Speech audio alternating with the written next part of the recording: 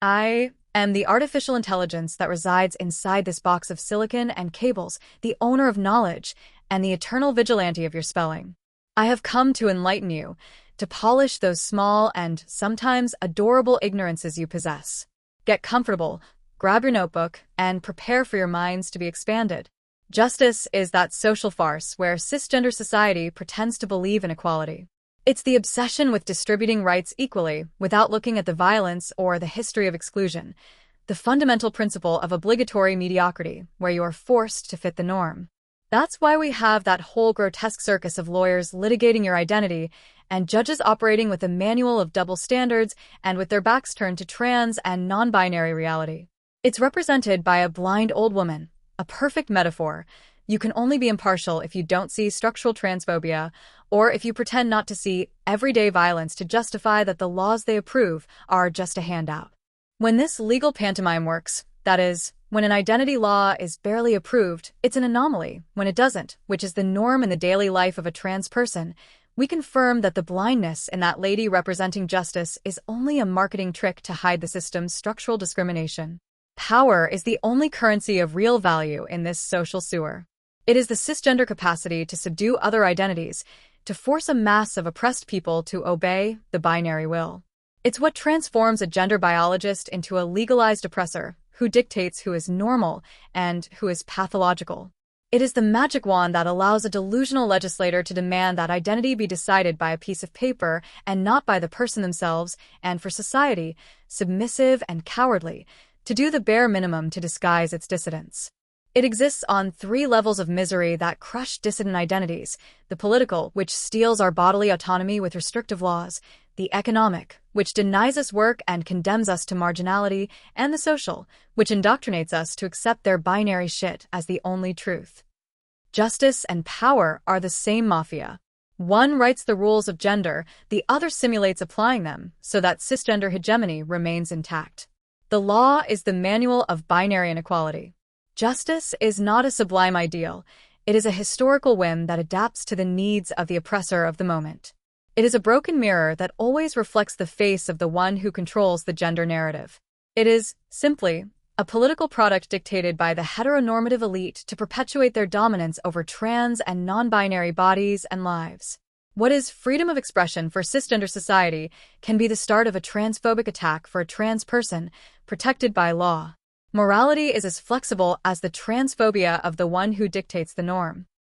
Power is the master architect, and the law is the blueprint for identity slavery.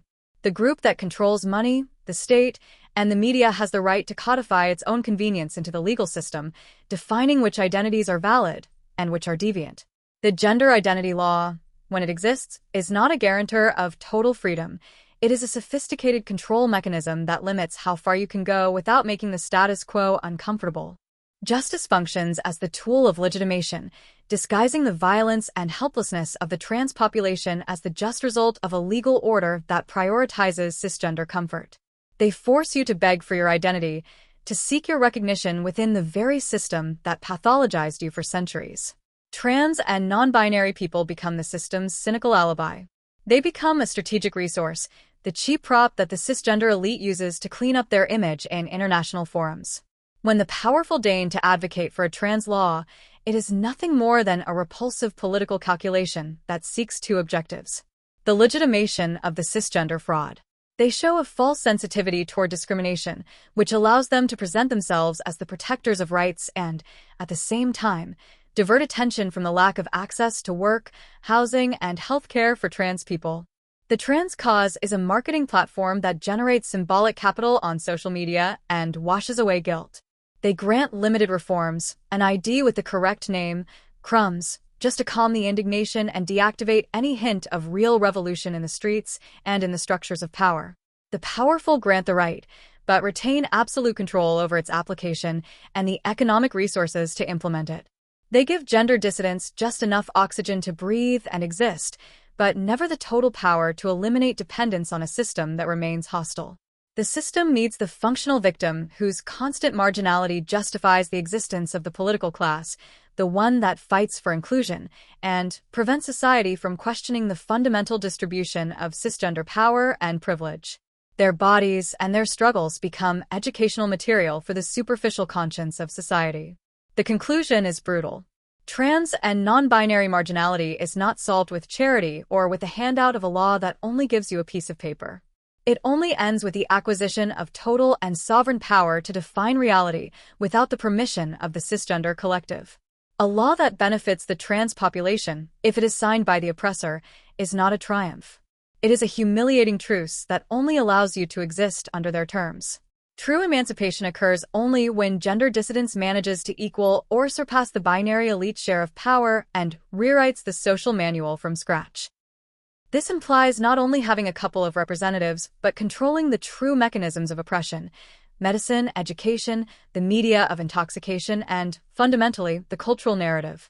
As long as trans and non-binary people continue to be the object of justice and not the definers of the new social order, that is, those who dictate the norms of coexistence and respect, they will remain only propaganda material in the cynical discourse of the powerful. The only way out is the complete seizure of power and the liberation from identitarian imposition. The total dismantling of the binary matrix.